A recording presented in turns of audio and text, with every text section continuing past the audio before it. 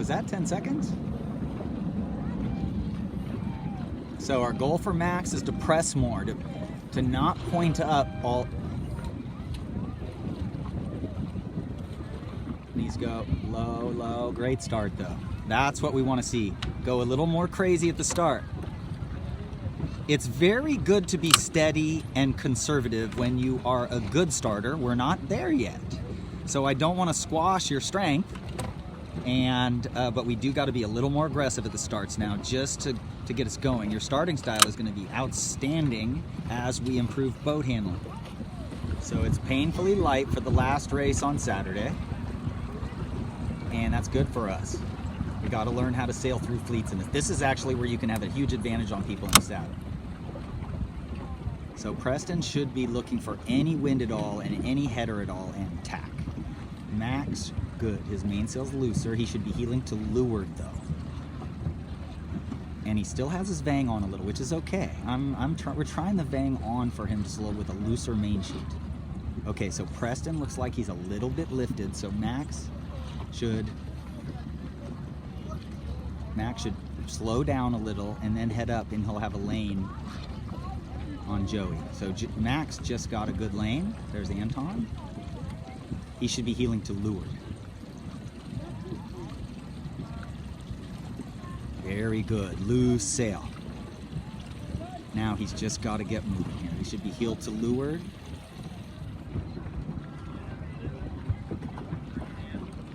Now she's working it maybe a little too hard, but again, there's the hunting I'm talking about. You see how she's hunting for speed? She's trying hard, and once she gets moving, she stops moving her body around in tiller. She just wants to get going. I gotta cut.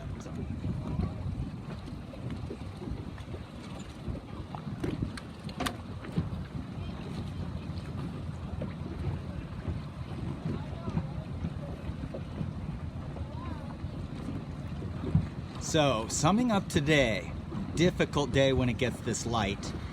The boat speeds are so dramatically different, and the techniques you need to use are so tiny.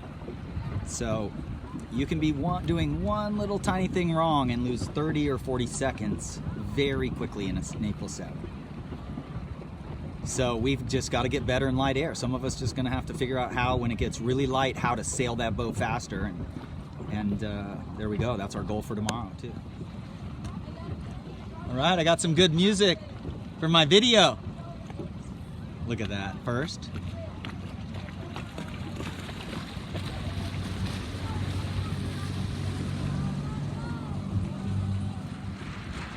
C1's the last race of the day.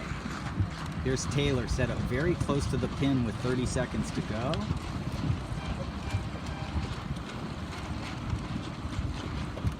He should be staying as high as he can here.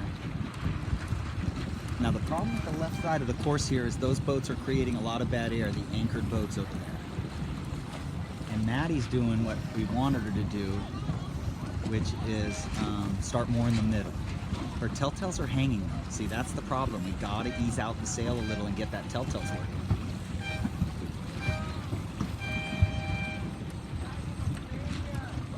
Telltales weren't working. There we go. Oh, Taylor didn't make it down there, darn. So our goal was to start more up the line where this guy is. But that's where we wanted to be, right there. That's cool. Newport, tough venue.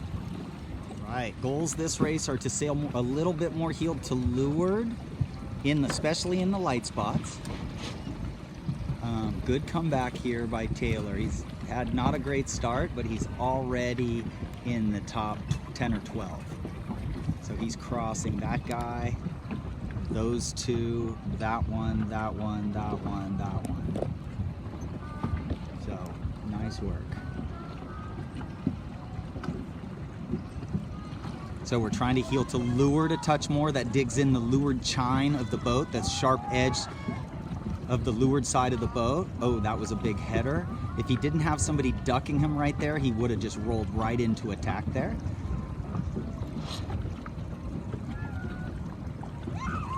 So what happens when it gets really light is we suffer from, our program doesn't sail as much in the summer in Sabots. We don't do 7.5 weeks, we do 4.5 weeks in Sabots. or maybe 5. So we suffer from that when it gets really light. Some of the other kids just have a little better feel for the boring light spots. Unfortunately, sailing comes with what we call what I call boring light spots, and you've got to keep moving in those moments, and it's not easy to do. It takes a lot of practice. Okay, my instinct is Maddie's doing better over there. She's about to tack. Right there, tacking. I did not get to tell her to roll later on her tacks. That's something I've got to remember. But I think that has worked swimmingly for her. Top 10 is what I think. Our goal is for her to get a top 3 or 4 so we can average out a bad score. You always have to have a reason why you're doing stuff. And if you can get a 3rd, then you take a 15th, add them together, that's 18 points. Divide by 2, that's 9, so it's 2 9ths. 9ths are good. So our goals for Maddie this race were to sail a little more heel to leeward, and I just had her nailing it. So that's what I dig, is that she keeps trying. She just keeps trying. She just wants it to go a little better, but she is sailing the boat a touch more heel to leeward like we asked.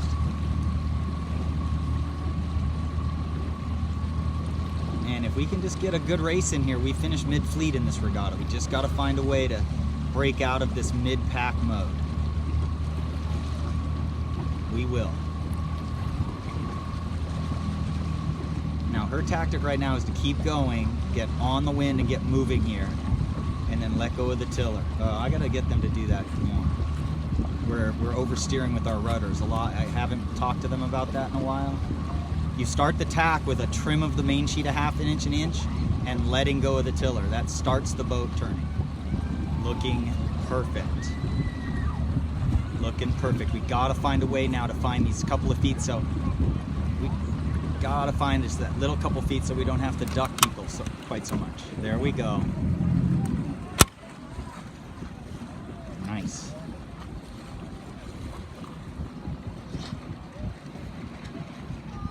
Taylor coming around in 2, 3, 4, 5, 6, 7, 8 or so, unless I'm missing somebody. So our goals for Taylor were a little heel to leeward, be patient, and keep racing through the boring moments. And he did a better job that time. I saw him really working it, looking upwind. Okay, there's Taylor in 7th or 8th. If we can, again, come back to a 4th or something, it's a pretty big gap. 9th, 10th, 11, 12, 13 for Maddie.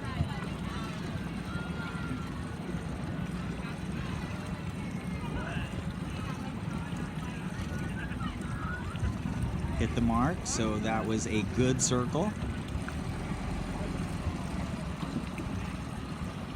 And getting going again, good. Okay, that was a pretty darn good circle. We don't practice penalty turns very much, but we should. So C1 first, just went around, 2nd, 3rd, 4th, 5th. So 5 boats are going around. Taylor's going around 7. Yes, 6 have gone around here. He's going around 7th on the inside of the right buoy. It's hard to tell which one's better. So the key here is just getting around the buoy clean. I don't know if starboard's better or port's better. I would be trying to get around this fleet is what I would be thinking about right now if I was Taylor. His leeward mark roundings are pretty good, man. He starts the legs right next to the buoy. He doesn't get downwind of the thing at all. It's like he is right on the wind, right next to it. That's your goal. Every second you're downwind of that gate, you're losing 3 seconds, because 1 second downwind in a Sabot is 3 seconds upwind.